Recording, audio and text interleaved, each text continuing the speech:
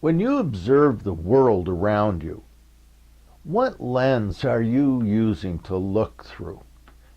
The lens of your ego self or the lens of your true self?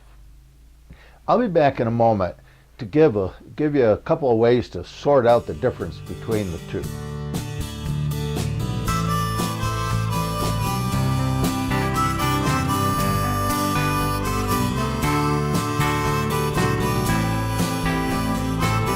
As any true mystic will tell you, if your goal is to become fully human, the spiritual window that you want to use to view the world must include two important spiritual questions.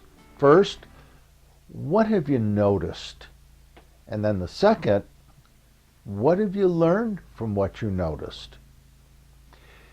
To effectively answer those simple questions, we first have to transform our consciousness and learn to see into the depths of reality.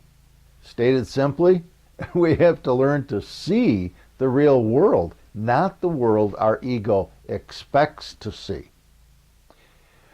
We begin this transformation by recognizing that our true self is not our ego self. Our true self is our pure observing consciousness. Now, you can determine this self-evident truth for yourself. Simply begin by asking yourself the question, who am I? And then make a detailed list of all of the things, possessions, or attributes that your ego uses to define or describe who you are. Now, when you're certain that the list is complete and you've exhausted every possible way of defining who you are, mentally wad up the list and throw it away.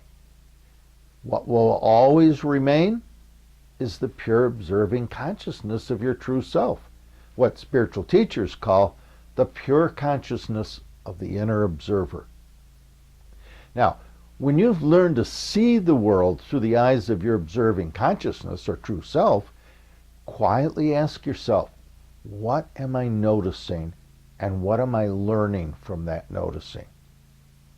Remember, judgmental beliefs are the ego's way of maintaining our self-identity. So if you find yourself judging the rightness or wrongness of what you're observing, you're still seeing the world through the eyes of your ego self. The true self sees a more authentic reality. It simply observes what is through the non-dual eyes of the heart. Unlike our ego self, or infant consciousness, if you will, our true self doesn't break the world into pieces and parts called this and that and either or. Our true self sees the world in wholes. Noticing the reality around us and then learning from what we notice is a powerful spiritual practice. When we notice the world through the pure consciousness of our true self and then learn from that noticing, we bypass the judgmental beliefs of our ego and thus develop the ability to more intentionally extend caring and compassion and unconditional love to all of the other life forms we share this planet with. When we see through the eyes of our primitive ego, we're going to begin to judge the world that we're looking at.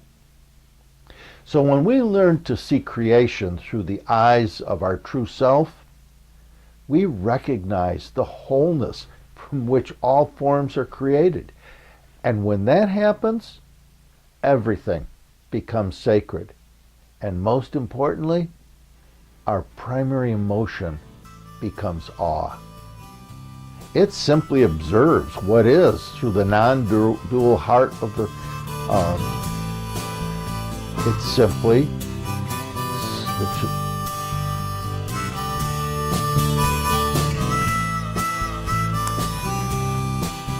I don't think I should do that. I think I'm getting pretty good at this.